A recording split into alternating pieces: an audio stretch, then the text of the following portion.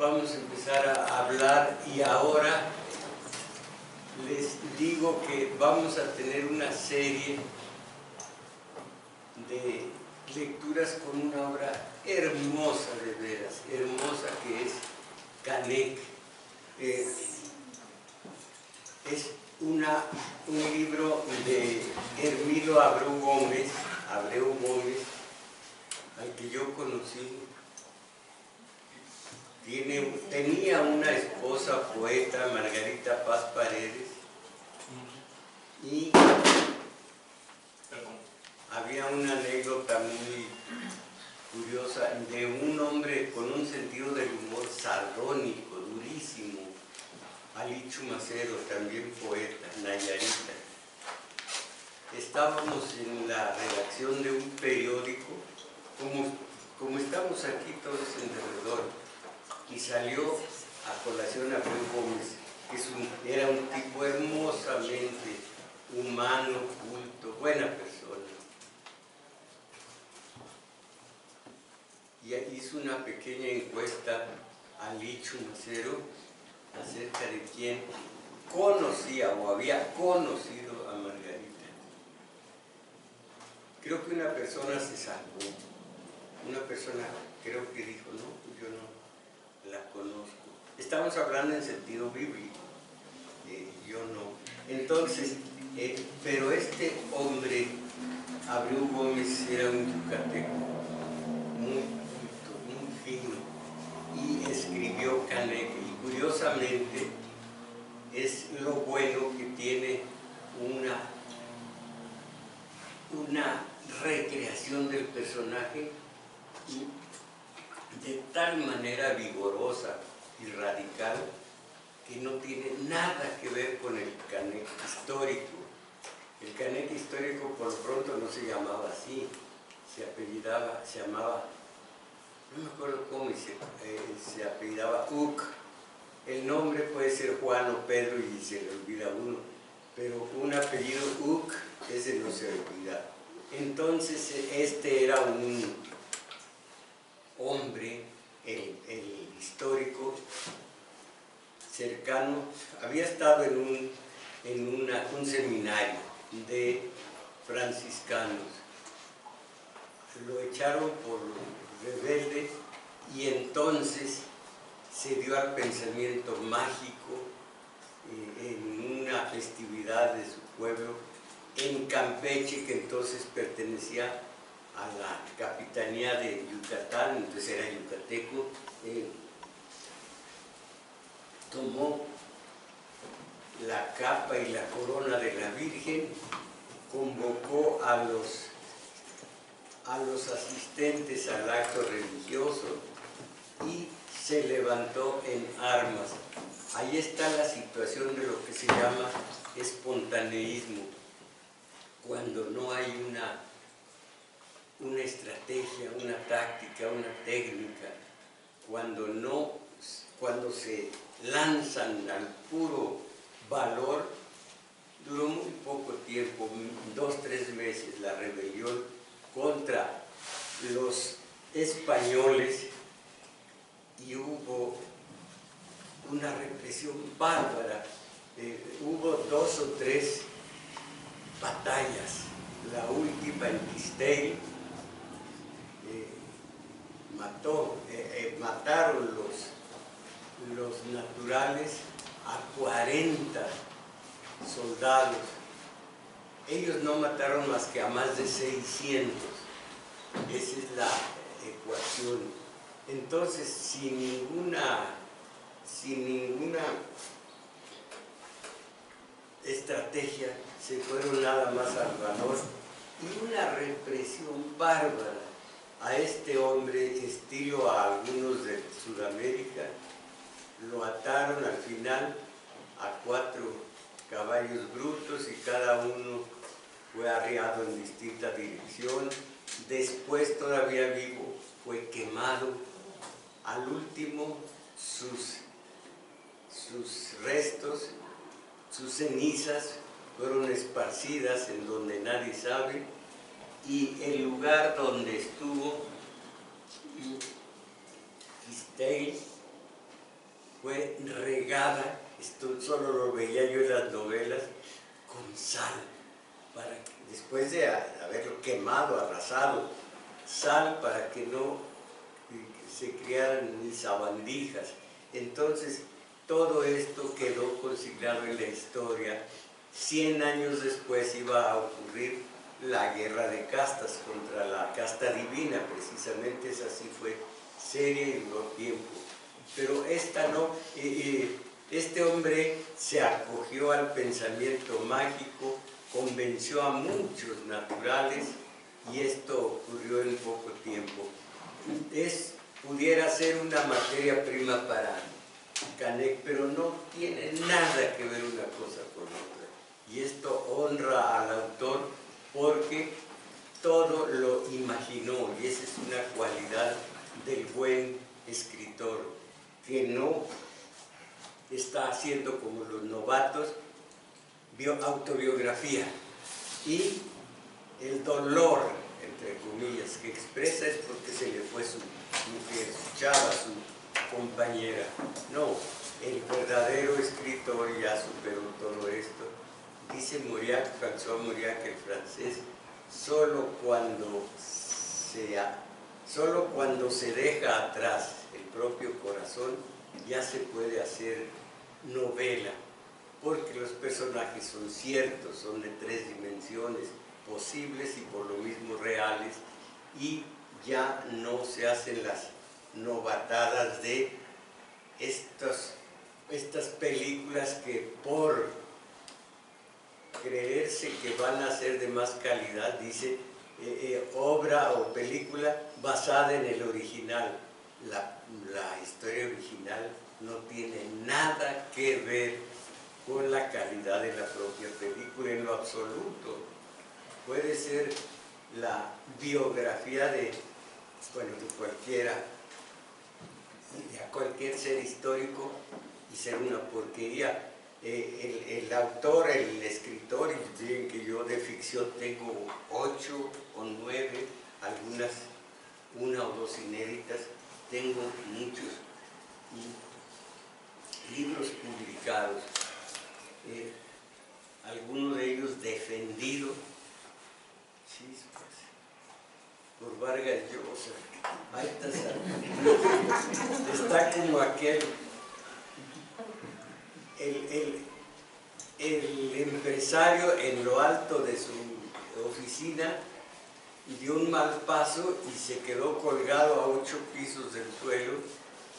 Pasaba allí un empleado y con muchos trabajos le salvó la vida.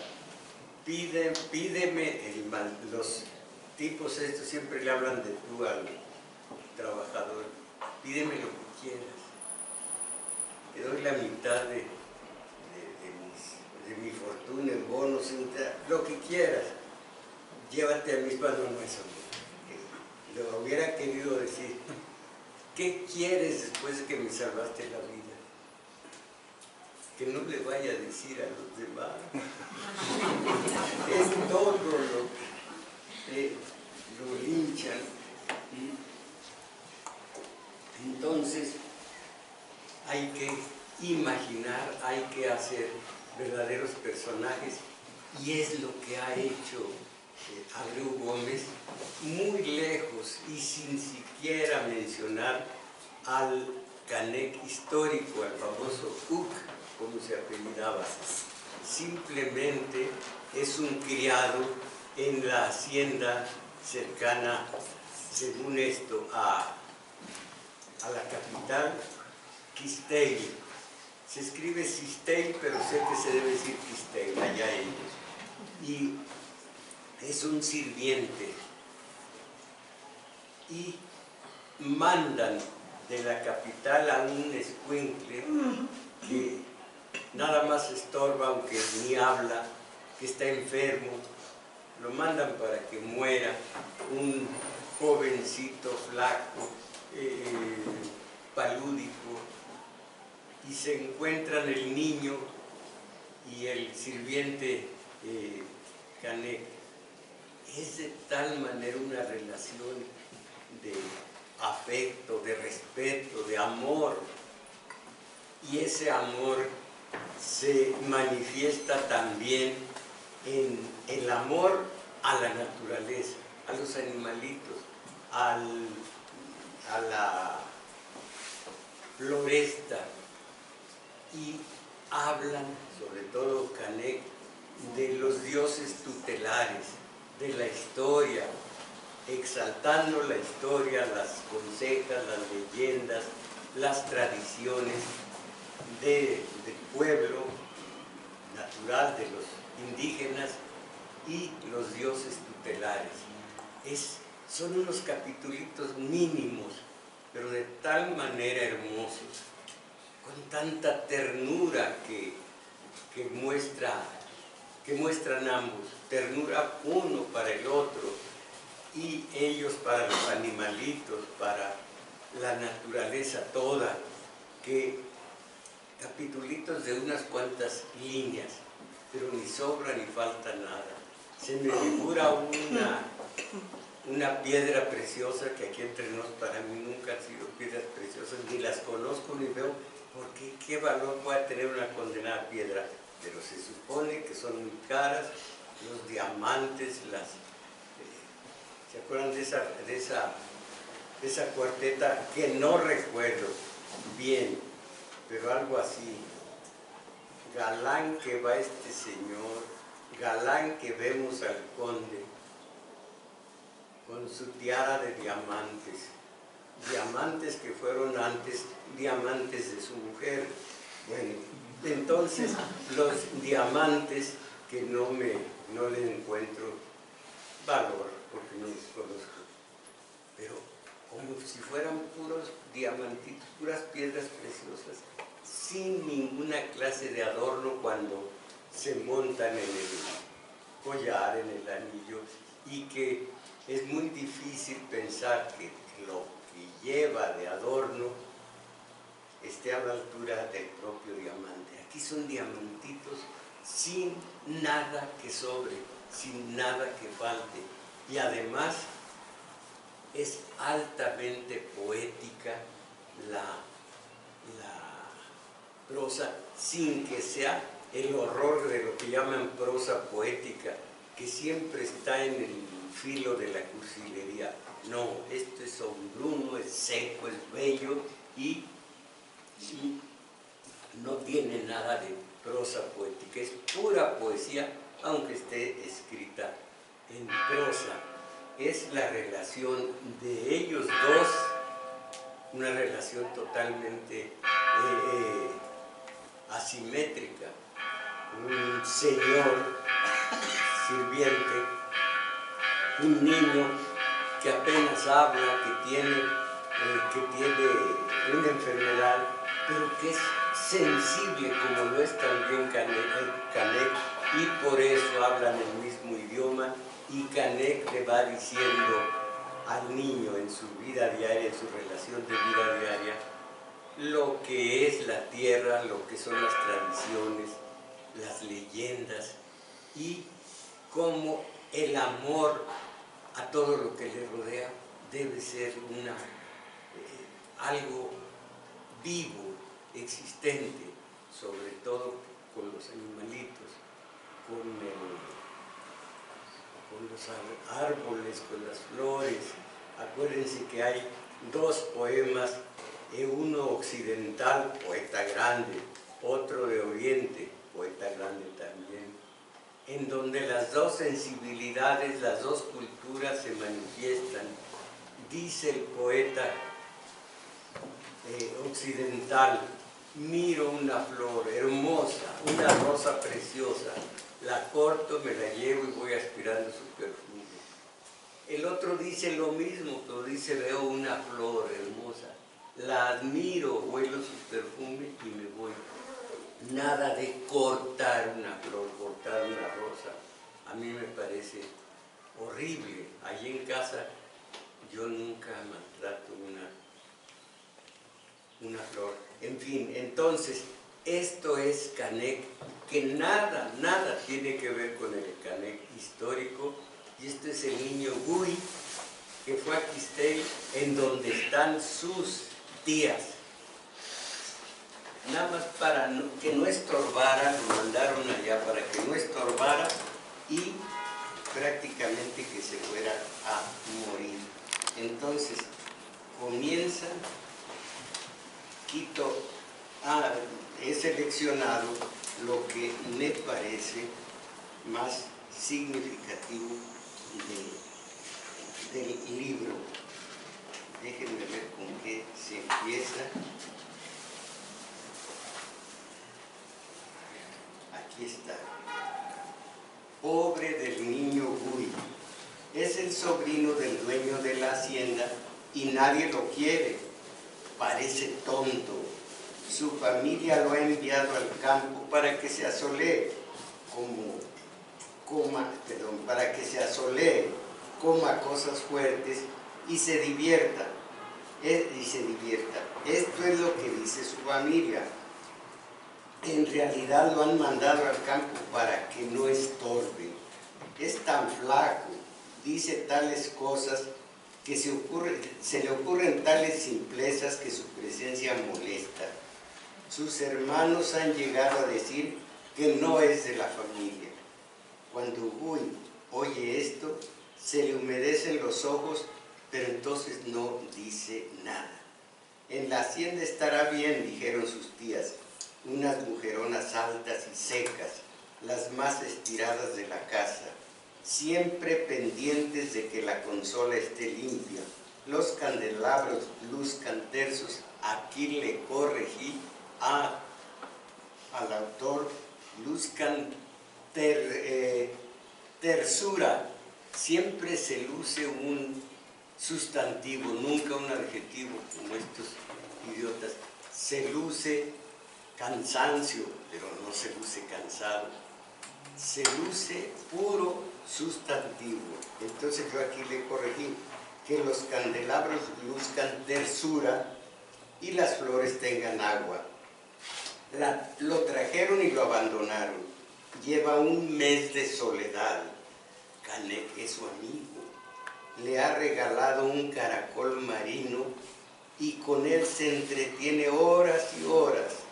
Se lo pone en las orejas y se queda absorto, con los ojos grandes, luminosos, húmedos. Su alma se va por los caminos invisibles del viento y del mar. Entonces, con sus dedos débiles en la tierra roja, escribe unas palabras raras que Canek no se atreve a borrar. Más adelante se va a ver el sentido de estas palabras raras. Fíjense lo que viene. Llegó a la hacienda doña Charo, una de las tías de Guy. Llegó remilgosa y asmática. Se pasaba el día sentada en el estrado tomando té y pastillas de menta. De pronto corrió desalada, en aspas las manos, apechugado el corpiño, arremangada la falda y se refugió en la sala. 100 veces dijo que no quería ver más indios, y menos a uno que estaba ahí, horrible, enjuto, como piedra rota. Al decir horrible se cubría la cara, se santiguaba y bisbiseaba. Tiene las manos sarmentosas, los ojos hinchados, los pies llagados y la piel agrietada. Canek le dijo: niña, es que trabaja en los hornos de cal, en los secadores de tabaco, en las ciénagas y en las salinas. Ahora, el padre Matías, piensen ustedes en el obispo Vera, que fue por encargo ya defenestrado por la edad, Norberto Rivera, a hacerle contrapeso al Tatique García, Samuel Ruiz García.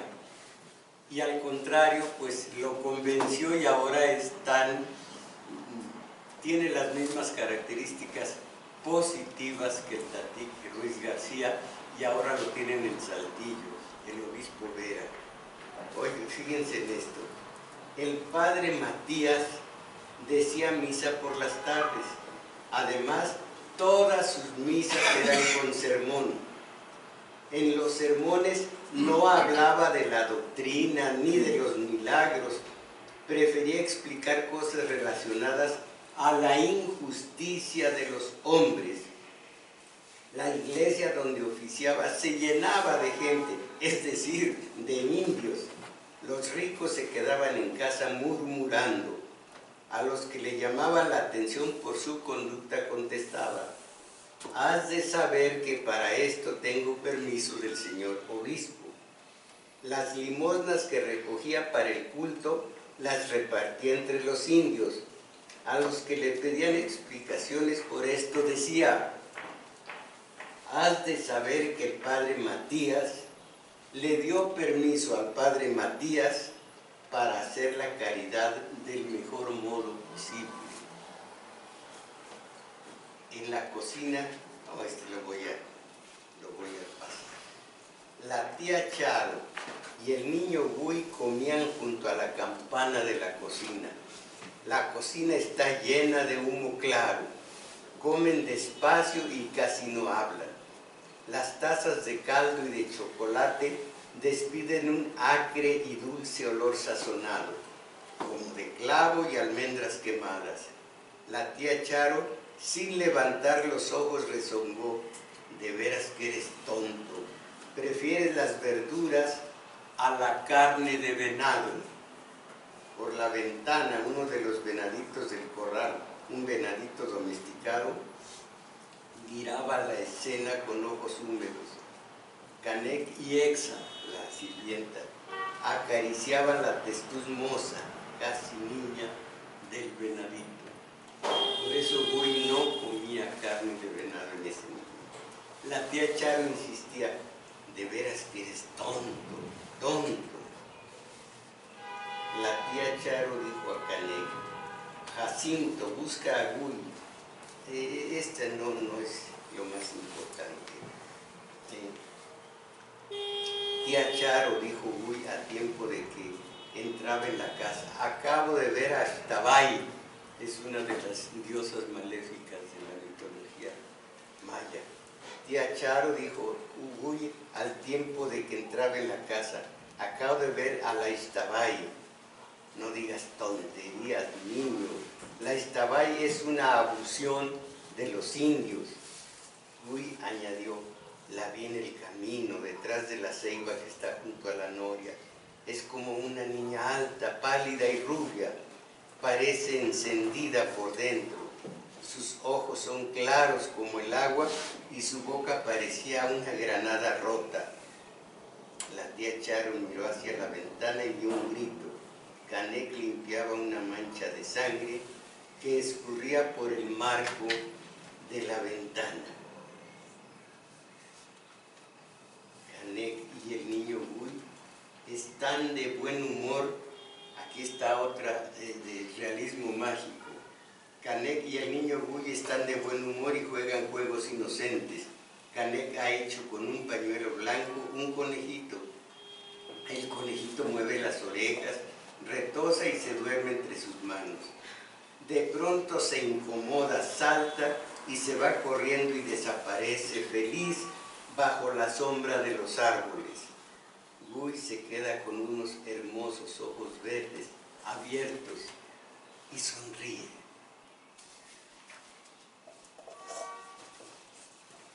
Gui y Canek salieron de casa.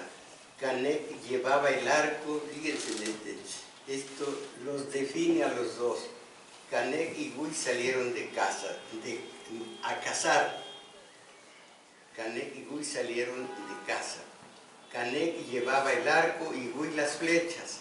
Se dirigieron a las madrigueras de los conejos. Caminaron por el monte y avanzaron hacia un descampado pedregoso. Las madrigueras estaban allí. Canek pidió las flechas y Gui, tímido, con los ojos dulces como de conejo, mostró el morral vacío. Canek no dijo nada y los dos regresaron silbando. Aquí está una radiografía hermosa hermosa de la relación de ternura, de respeto que tienen los dos. Canek preguntó, habla Gui, mira las nubes, Jacinto, dentro de ellas viven los fantasmas. Cuando los fantasmas duermen, las nubes son blancas, vuelan despacio para no despertarlos. Los mecen y los llevan lejos. Cuando los fantasmas despiertan, las nubes se vuelven grises y se agazapan en el horizonte. Cuando los fantasmas se enfurecen, entonces las nubes se tornan negras, se agrietan y estallan. Canek preguntó, ¿y nunca salen los fantasmas de las nubes? Cuando salen de las nubes desaparecen. Entonces, ¿qué son las nubes? Las nubes, Jacinto, son las sombras de los fantasmas. Canek sonrió con sonrisa buena, como de imagen. Arriba, imagen de un santo. Arriba caminaban las nubes blancas. Dormían los fantasmas. No tenemos tiempo. Los dos llegaron, esto hasta parece infantil, un poco bobo, pero es la capacidad que tienen los personajes de Canek para la ternura, para el respeto a todo lo que vive y a todo lo que muere. Los dos llegaron cojeando, Gui y el perrito más dócil que había nacido en el patio. Gui tenía una pierna vendada y el perrito una de las patitas envuelta en trapos. Los dos caminaban a saltos. El perrito gruñía, tal vez de dolor, y meneaba la cola, tal vez de agradecimiento. Nos caímos, Jacinto. Ya lo veo, niño Gui.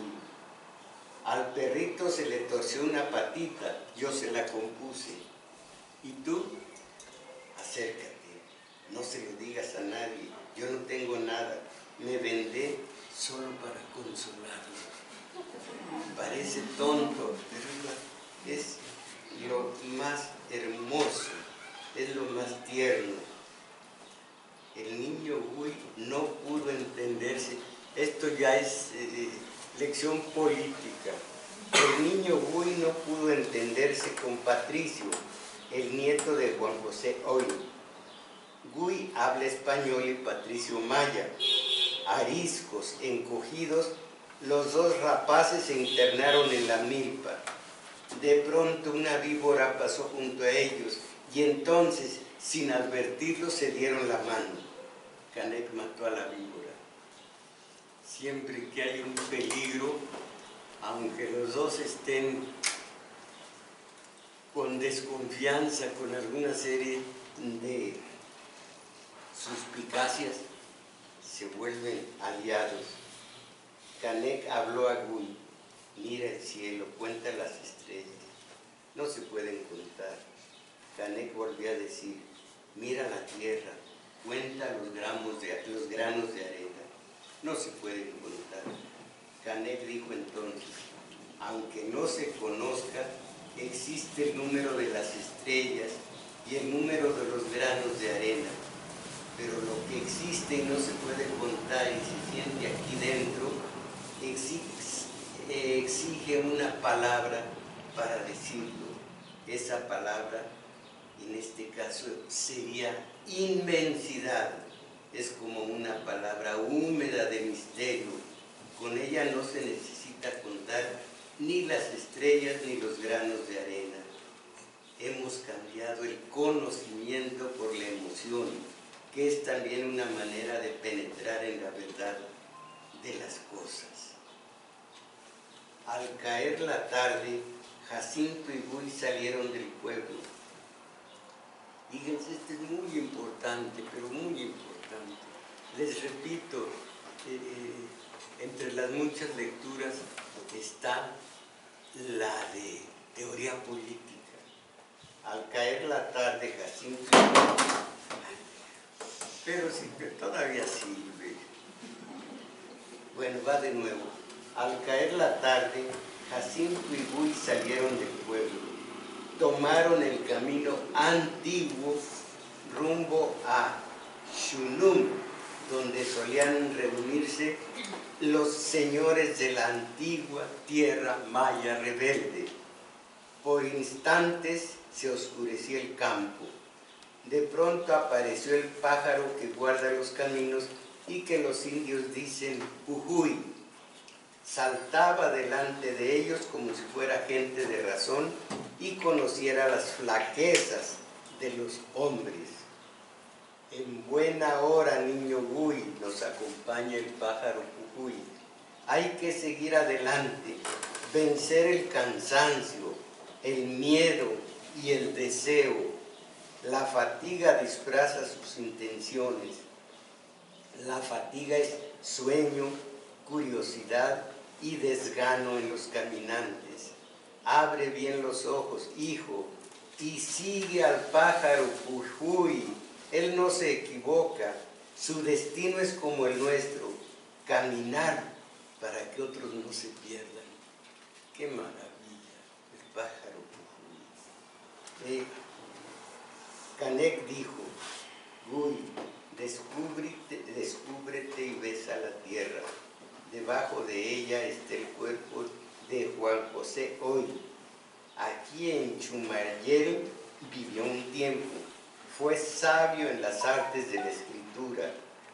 De sus abuelos heredó experiencias y noticias de la historia. Todo lo escribió en un libro que está guardado con aldama de hierro en cofre de javín. Un día podrás leerlo y conocerás el secreto de sus palabras.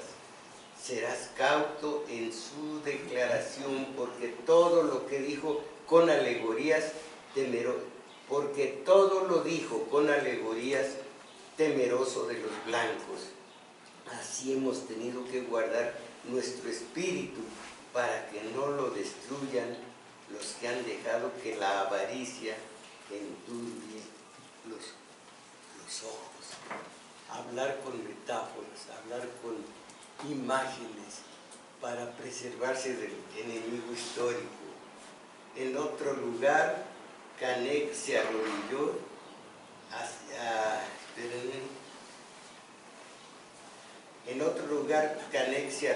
y besó la tierra. Gui le preguntó, ¿por qué haces eso? Canek contestó, aquí estuvo enterrado Nachi Cocom, que murió acosado por la crueldad de los blancos. Sobre su tumba, en el silencio de la noche, se oye el trueno de su voz. Gui dijo, yo no lo oigo. Canek añadió, porque eres bueno. Una de las flores del jardín, aquella que más había cuidado la madre de Gui, empezó a marchitarse. Una mañana amaneció muerta. La tía Charo la cortó y la tiró junto al arriate. Gui la recogió y la guardó dentro de una cajita de madera. Y sin decir palabra, la enterró en un rincón del patio. Sobre la tierra puso una cruz y le dijo a Canek que la regara. La tía Charo arrancó la cruz, pisoteó la tumba y dijo que eso era cosa de herejía. Miren que claramente se ven las dos visiones. La visión realista, que no mira más allá de lo que puede ver, oír, oler, gustar y tocar, y la de los seres privilegiados que ven, que miran lo que está más allá de lo visible, más allá de lo obvio.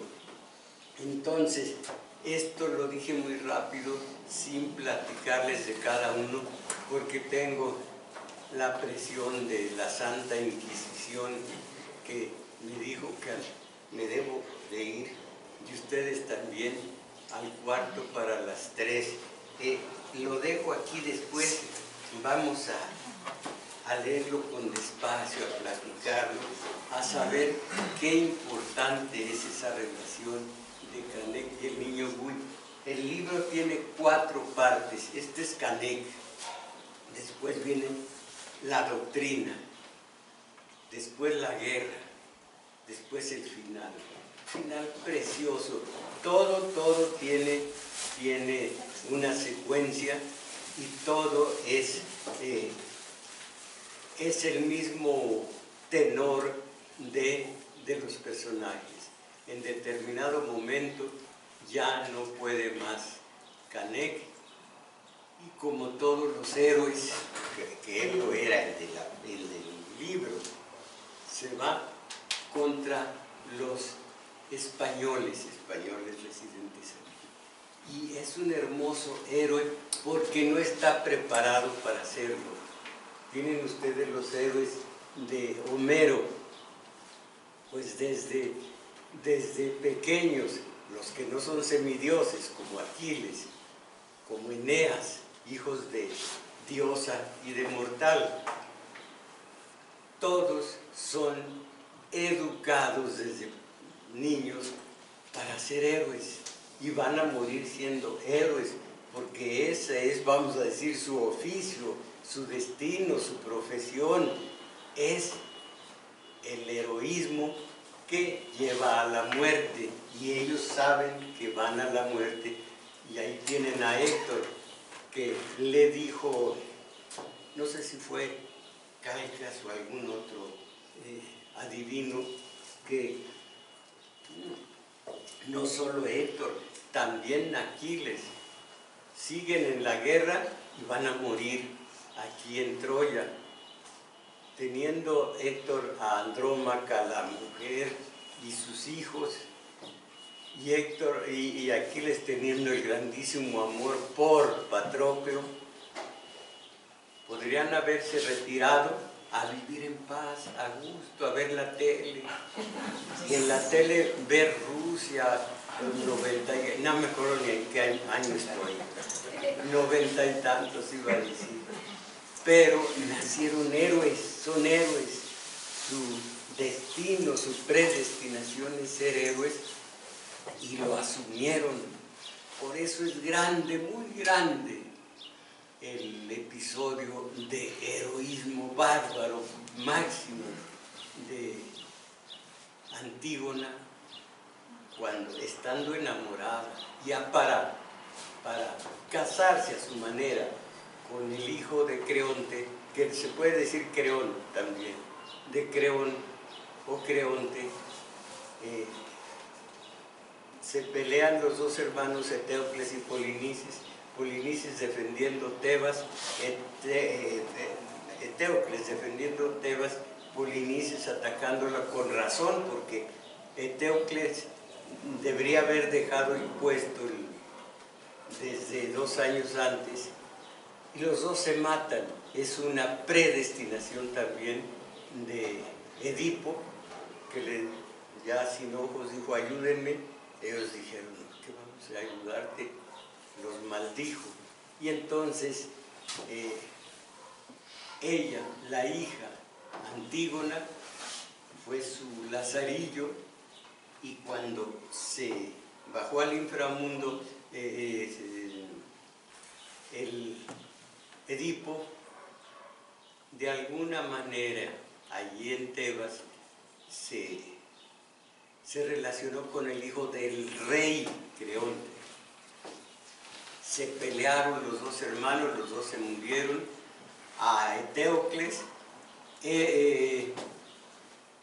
honras fúnebres de héroe mandó el rey, el Creonte, y al otro que se quede sin sepultura, para que en el inframundo su espíritu vague 100 años sediento de sangre, que no hay donde beber. Y Antígona dice, no, voy a enterrar a mi hermano. Crea una ley, Creonte, que quien entierre a Polinices será enterrado vivo. Ese es su destino, esa es la sentencia, morir bajo tierra vivo, morir bajo tierra. Y dijo Antígona, pues yo voy a morir bajo tierra, porque antes entierro a mi hermano. Y dice Creonte, aquí está una ley. Nos enseñó Antígona, contra las leyes injustas están las de los dioses, las naturales, están las leyes naturales. Y me atengo a esas leyes y no a esta que hiciste a la medida de contra mi hermano. Pues te mueres enterrada viva, ¿qué problema? Tú haces lo tuyo, yo hago lo mío, tú haces lo tuyo y en paz. Y la mata, la entierra viva. El resto es terrible, como toda tragedia griega. Y la maravilla, y a eso me atengo con el Canek del libro, no el histórico. Que Sófocles hace esta maravilla, y era misógino, hablaba muy mal de la mujer, mucho en sus obras, pero aquí es una mujer, una joven hermosa, Antígona, la que pone a la altura de la heroicidad más grande, y ella no estaba educada para ser heroína, lo fue por su natural maravilloso, fue una heroína que no estaba preparada para serlo. Así está en este libro el Canek de la imaginación del yucateco, Abreu Gómez.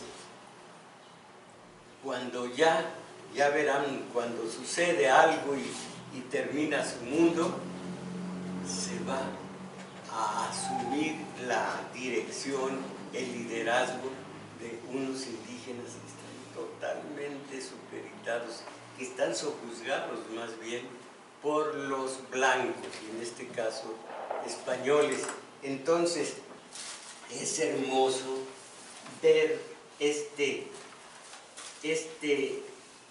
Canek, que no estaba preparado para ser héroe, para ser mártir, para hacer nada, pero ahí está la condición de algunos hombres. Yo soy corazón bandolero, yo nací con un temple que les he dicho, oigo cuando voy caminando que ladra un perro y le doy la vuelta, por la otra esquina, por la otra calle, no voy a decir, soy muy valiente. Entonces admiro a estos, admiro a estos que sin ser héroes se suben, se alzan a la altura del arte. Dijo López Velarde, único héroe a la altura del arte, a Cuauhtémoc. Mi paisano López Velarde no conocía la historia. Cuauhtémoc es una porquería de las grandes. Algunas historias ciertas, quiero decir, serias, extranjeros que han estudiado esto, ven y dicen cómo mató al hijo de Cuitláhuac para quedarse con un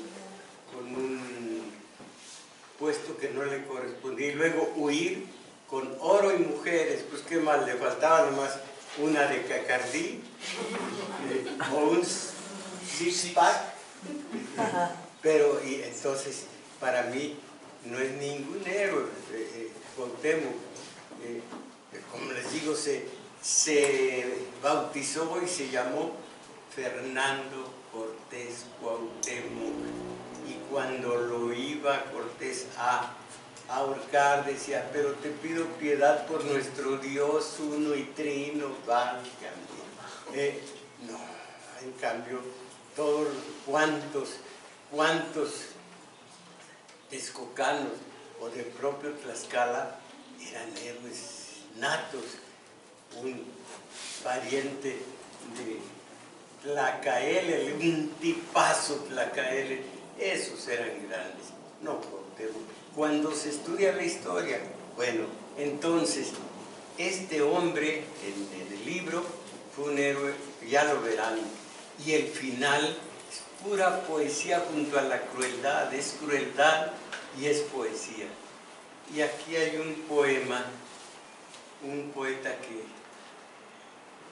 tuvo una única hijita, no un hijo, y le dice a esta hija, oigan ustedes lo que son las virtudes cívicas, las virtudes morales, dice, ahora vengo, voy a ver a mi niña, perdón, ahora vengo, voy a ver si a mi niña le crecieron los ojos.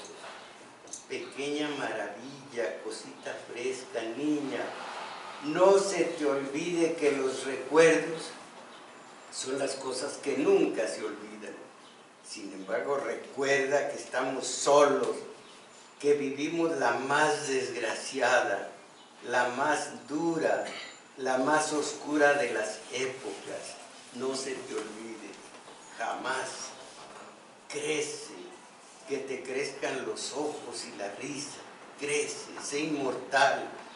Levántate todos los días a las 4 de la mañana y piensa que seguimos estando solos. Trabaja, niña, cosa para querer, pedacito de cosa para querer y para ser querida. Niña, amor mío, mi vida, recuerda que hay cosas que nunca se olvidan, como el hambre, como la esclavitud, como la historia. Señora Santana, ¿por qué llora el niño? Llora por la patria que se le ha perdido.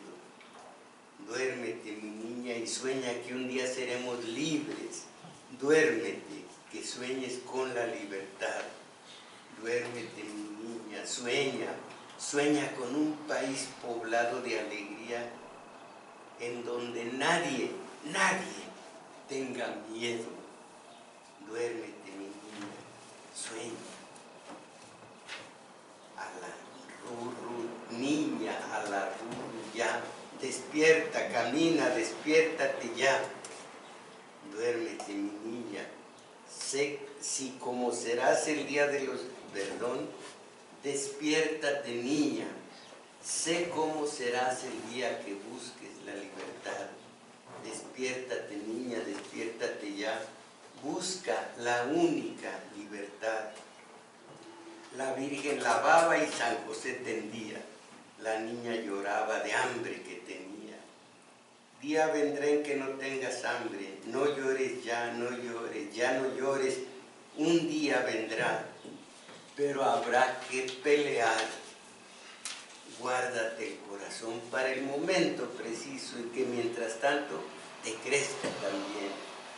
Duérmete, despiértate, hay que caminar. Crece, piensa, indígnate, rebélate, lucha, no perdones, jamás.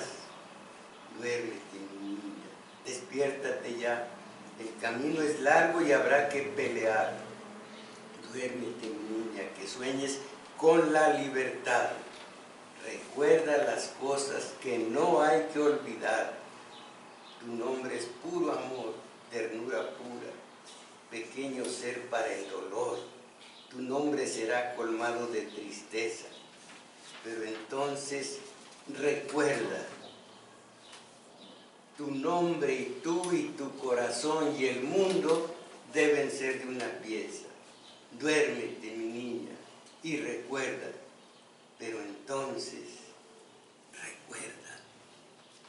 Entre otras cosas es una exaltación de la historia que nos contesta todas las incógnitas, la historia que nos limpia de tanta superchería, de que joven abuelo, escúchamelo, arte, único héroe a la altura del arte, no me acuerdo qué más dice, nomás me acuerdo que dice mis.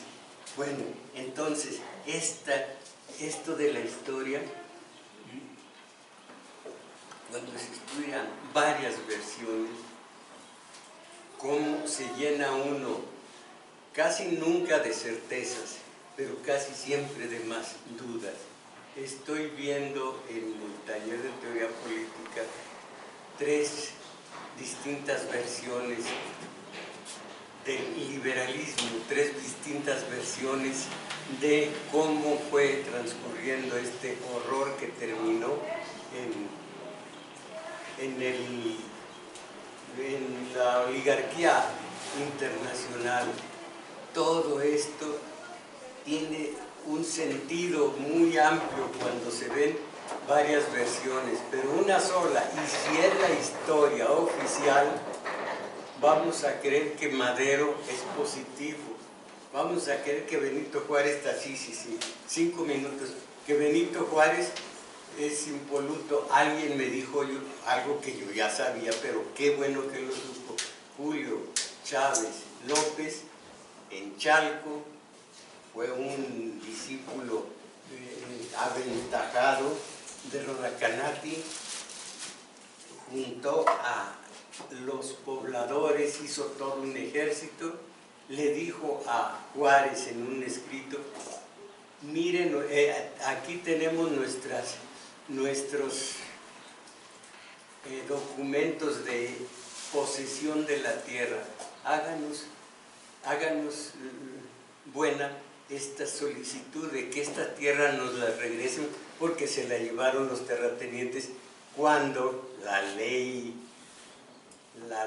Lerdo, si fuera ley Lerdo, no la ley Juárez, cuando la desamortización de los bienes de la iglesia, que se malbarataron entre los ricos, no entre los pobres que no tenían para comprar, y los ricos se hicieron más ricos. Bueno, estas tierras son nuestras, aquí están los documentos, por favor, a Juárez, háganos buenos estos documentos. Juárez, por supuesto, lo mandó matar, y allí quedó un héroe extrañísimo, hijo de un Rodacanati que venía de estudiar al autor del Falansterio, ¿cómo se llama? Bueno, ahorita les digo. Y a Proudhon, el Falansterio, el francés. Bueno, ahora, entonces, este hombre fue muerto por Juárez. Pero Juárez es limpísimo, que va, crudelísimo, como el propio Maximiliano, poco más. Entrando Maximiliano en el 64, expidió un decreto Juárez: el que se encuentre sospechoso de estar con estos invasores, pena de muerte, y la ejecutó. Quiero decir que no tenemos blanco y negro en la historia, está Madero. Pregúntenle al señor don Ricardo Flores Magón lo que era Madero. Pregúntenle a Zapata y a Villa por qué se pusieron contra mí. Perdón, pero si yo, esto no es. Lo que les quise decir es que estoy estudiando 3, 4 versiones de la historia para saber a qué atenerme, y estaba diciendo de estos cómo este Canek no estudió, no practicó el heroísmo, y en su momento fue un tipazo en donde ya al final parecen juntarse, converger el Canek histórico con el Canek de la imaginación del autor. Sin embargo, en la historia es crudelísimo, feo, horrible. En el libro hay una poesía épica hermosísima, ya lo verán. Por lo pronto, miren, que tenemos que desalojar como si fuera un amago de, ¿cómo se llama? Un ensayo, un simulacro de incendio. Déjenme decírselo de una forma elegante, no me gustan las vulgaridades. Vámonos tendidos. Gracias.